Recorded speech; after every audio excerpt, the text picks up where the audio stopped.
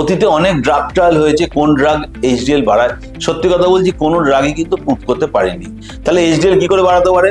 সেক্ষেত্রে আপনাদের সুষম খাদ্য, যাকে আমরা বলি যে স্যালাডস, যদি কাঁচা সবজি যেগুলো খাওয়া সম্ভব সেগুলো আমরা পর্যাপ্ত পরিমাণে খাই, এবং ফ্রুটস যদি বেশি খাই, এই দুটো জিনিসই কিন্তু আপনার এইচডিএল লেভেলকে বাড়াতে পারে।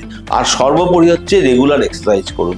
রেগুলার এক্সারসাইজের মধ্যে কিন্তু তারও কিন্তু লিপিডের ওপর এফেক্ট আছে। তাহলে ফাইনালি আমি এটা বলতে চাই যে খাবারের মধ্যে যেগুলোতে আমার খারাপ কোলেস্টেরল বাড়ে, যেমন রেড মিট, যেমন ফ্রাইড ফুড, বিরিয়ানি, সেইগুলো, এবং আপনার যে এক্সারসাইজ করা এবং স্থূলতা কমানো, এইগুলোর মাধ্যমে কিন্তু কোলেস্টেরল কমাতে পারি। আর ফাইনাল আরেকটা কথা বলি, আমাদের দর্শকদের মধ্যে প্রায় ডিবেট হয়, ডাক্তার বলে কোন তেলটা খাবো, আমি কি সাদা তেল খাবো?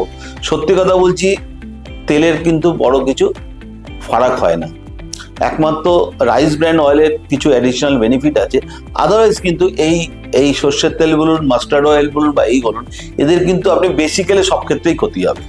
অতএব কি তেল খাচ্ছেন এটা ইম্পর্টেন্ট না, আপনার মনে রাখতে হবে তেলের পরিমাণ রান্নায় কিন্তু অত্যন্তভাবে কমাতে হবে।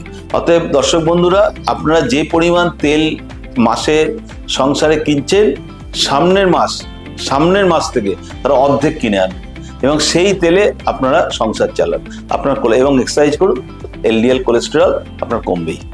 ফলো করুন বর্তমান।